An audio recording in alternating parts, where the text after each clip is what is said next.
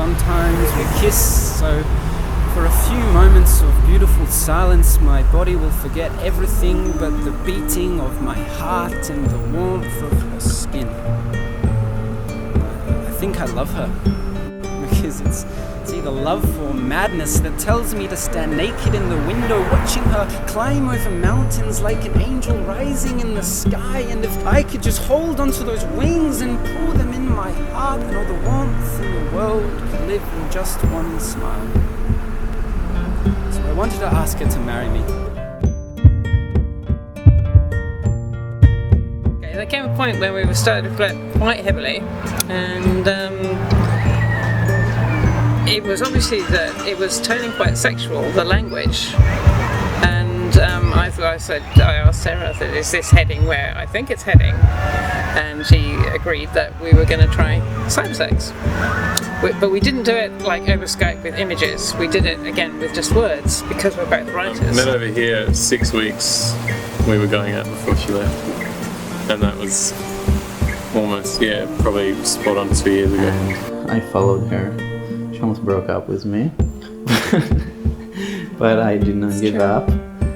And we lived together in Montreal, and since then we've been living together. I fell in love with a beautiful woman. And then I moved halfway across the world, and it became a bit tense. What we do for love, love. What we do for love, love. What we do for love, love. What we do for love. Definitely I would relocate for love. It's just a shame that we have to, because we have very passionate lives on each side of the world. It's going to be a tricky one to determine how and who and when, but how much.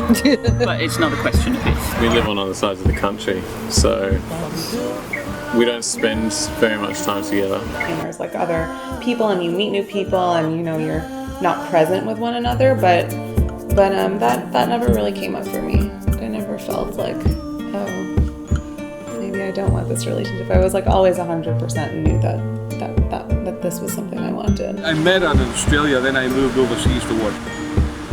And I went back once or twice, but the distance is too far. I wasn't fair on either of us. But I still had feelings, so I had to deal with that.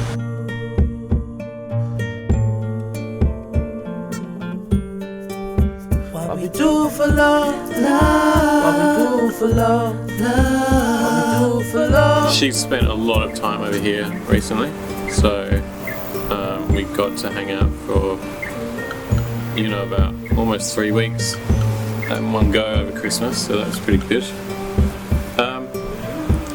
And the plan is that I'll go over there and move there. When you say bye, just for a weekend or for the day, it's not the same as being apart. So kind of exploring yourself on your own. Not just regardless to the relationship, just you as an individual.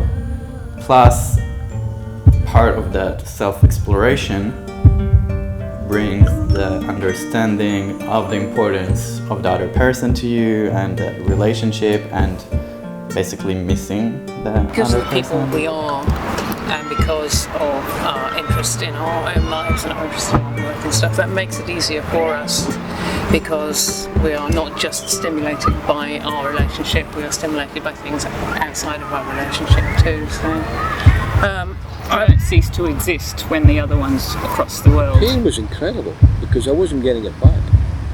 But it doesn't matter, I had to deal with it, right? I had to deal with these emotions that I had denied myself. Rage, anger, jealousy, all that stuff. Because when you're 1,000 miles away, or 10,000 miles away, nothing you can do. Right? So it can drive you nuts. With flashbacks of cold nights spent sitting silently watching marriage being torn apart like a used up train ticket, when the memory slaps me in the face with its steel knuckled glove, it's obvious. We were never born to live on the sun. And she's gone now.